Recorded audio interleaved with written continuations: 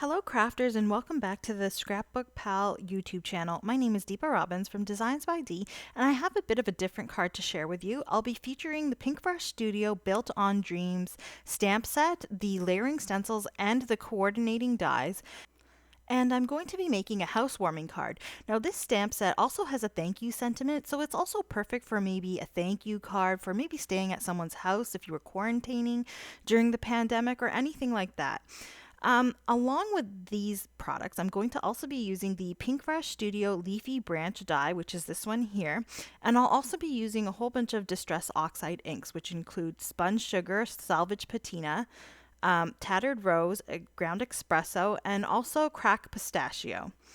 Now, along with that, I have the VersaFine Onyx Black ink, VersaMark embossing ink, Nuvo crystal clear embossing powder, some adhesives, blending brushes, diamond stickles, along with this sparkling champagne embellishment jewels. These are from PinkFresh Studio.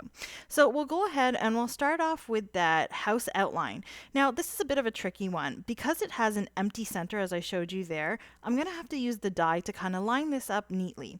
So I'll place my die on my my cardstock here. I've lined this up in my MISTI, and I'm going to just make sure that outline of the house fits inside the die.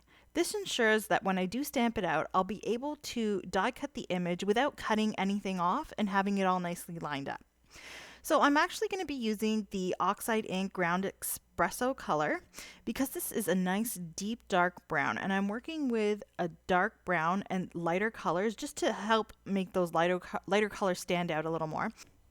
And I actually ended up stamping this image twice to get a nice deep dark brown for that house outline. Now once it was complete, I had to turn to my stencils and do some ink blending. So there are 5 stencils in this set, and they are all numbered in the top left corner. And I actually use this in the intended order or the suggested order that they have. So this is stencil number 1, and I'm actually using just some Salvaged Patina. And what I'm doing is I'm trying to make the bottoms of these images a little darker, so I'll have more of a heavy hand at the bottom of the images versus the top to create a bit of a gradient. And then I'm using the Cracked Pistachio to create just a bit more of color variation at the bottom. As you can see, I'm really making that color stand out more at the bottoms of the images again.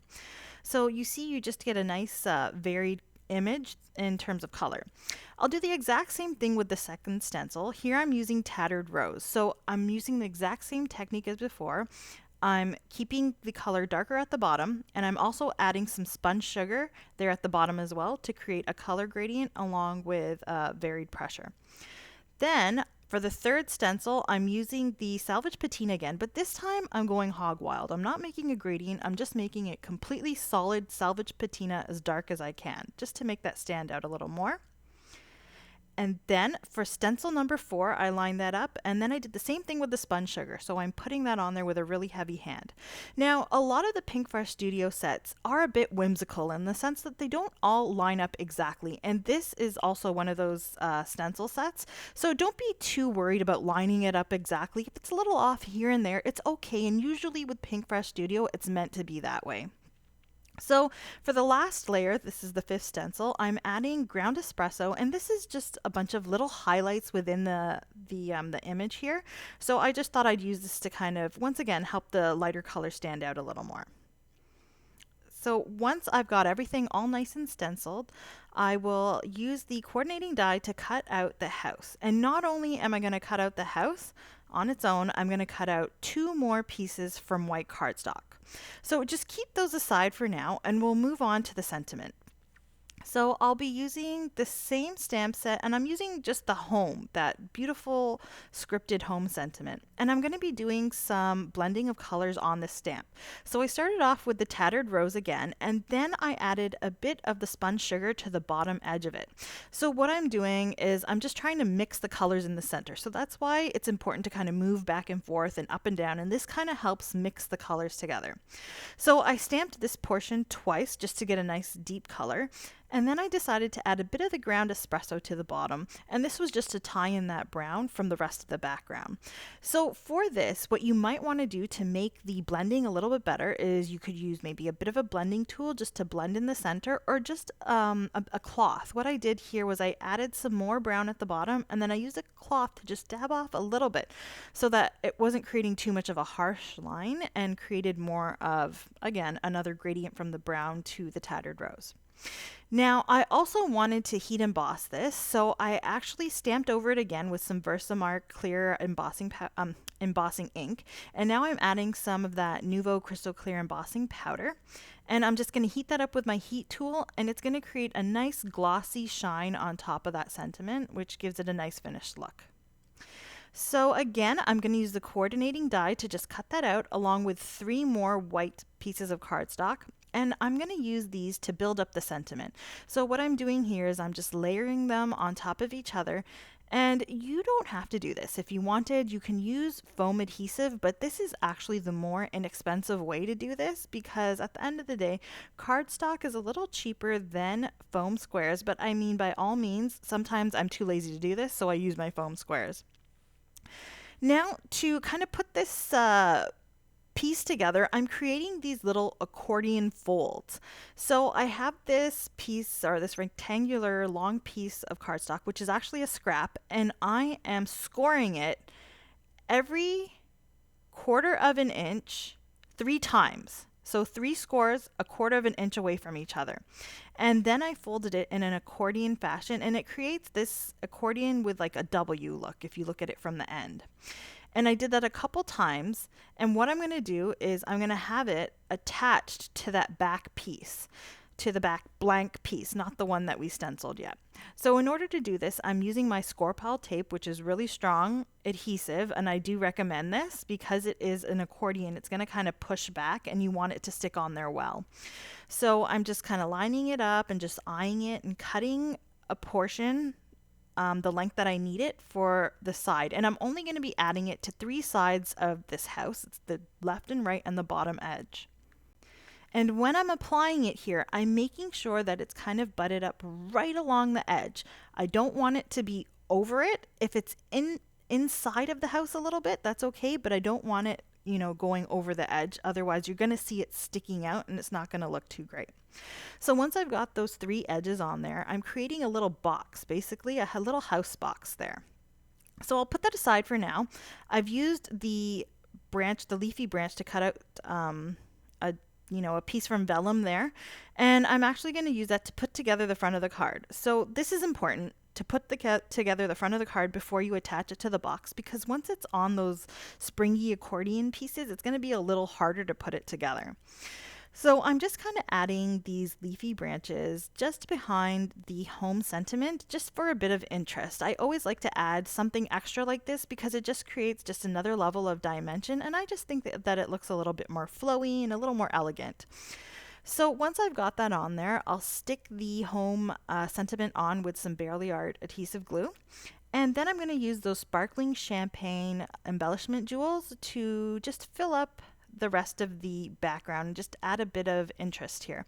Now these are actually really nice. I wasn't sure at first, but after I got these, I realized they have a really nice variation of sizes from small to large. So they worked very well with this panel.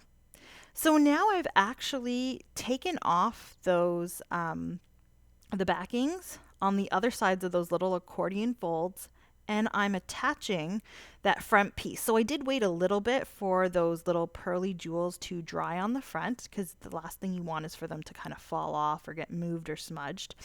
And then once I was done, I attached the bottom piece, and then I attached both the left and right pieces separately. This way you don't kind of have to worry about too many sides when you're putting it together. Now you'll see that my little house doesn't really fit inside, and that's because of the folds, the accordion folds. They took up a bit of space on the side and the bottom.